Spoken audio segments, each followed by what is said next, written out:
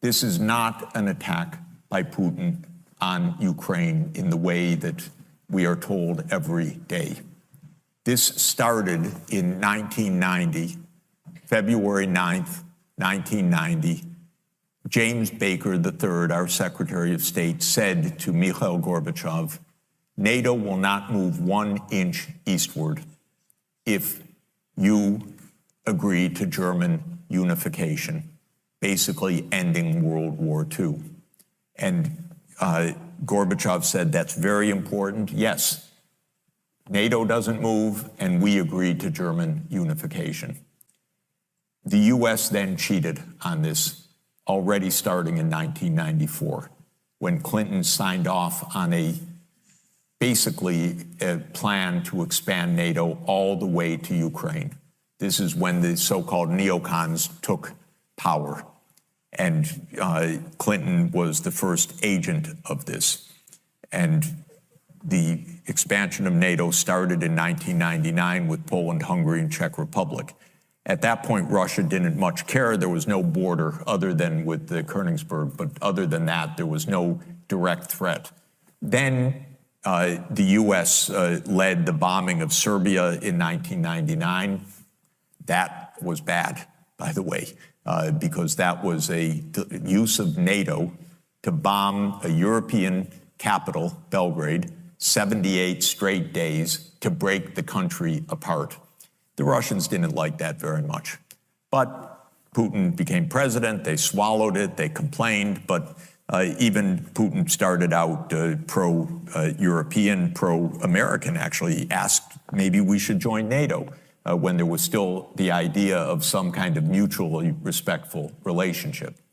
Then 9/11 came, then came Afghanistan, and the Russians said, yeah, we'll support you, we understand, to root out terror. But then came 2 other decisive actions. In 2002, the United States unilaterally walked out of the Anti-Ballistic Missile Treaty. This was probably the most decisive event, never discussed in this context. But what it did was trigger the US putting in missile systems in Eastern Europe that Russia views as a dire, direct threat. In 2004-05, we engaged in a soft regime change operation in Ukraine. But in 2009, Yanukovych won the election and he became president in 2010 on the basis of neutrality for Ukraine. That calmed things down because the US was pushing NATO, but the people of Ukraine on the opinion polls didn't even want to be in NATO. They knew that the country is divided between ethnic Ukrainian, ethnic Russian. What do we want with this? We want to stay away from your problems.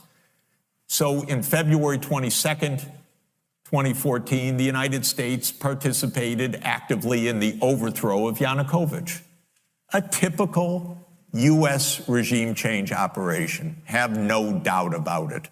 And the Russians did us a favor. They intercepted a really ugly call between Victoria Nuland, my colleague at Columbia University now, between her and the US ambassador to Ukraine, Джефрі Сакс, who's a senior State Department official till today.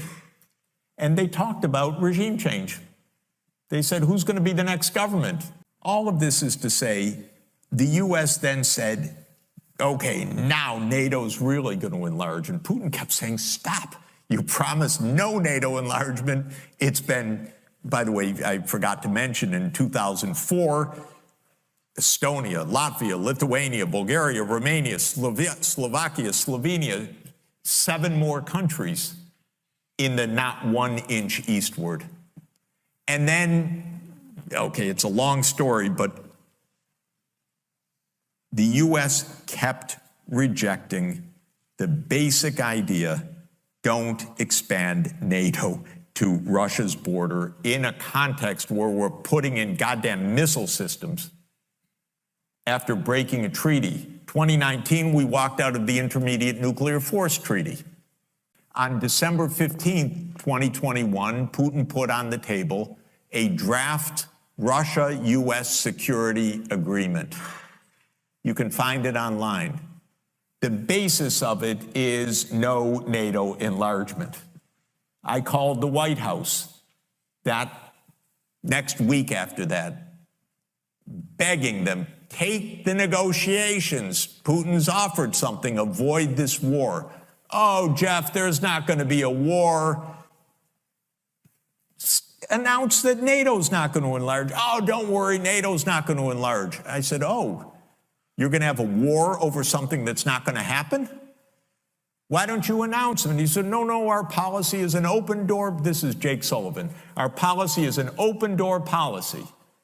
Open door for NATO enlargement. That is under the category of bullshit, by the way. You don't have your right to put your military bases anywhere you want and expect peace in this world. They turned down the negotiations. Then the special military operation started. And 5 days later, Zelensky says, okay, neutrality. And then the United States and Britain said, no way. You guys fight on. We got your back. We don't have your front. You're all going to die.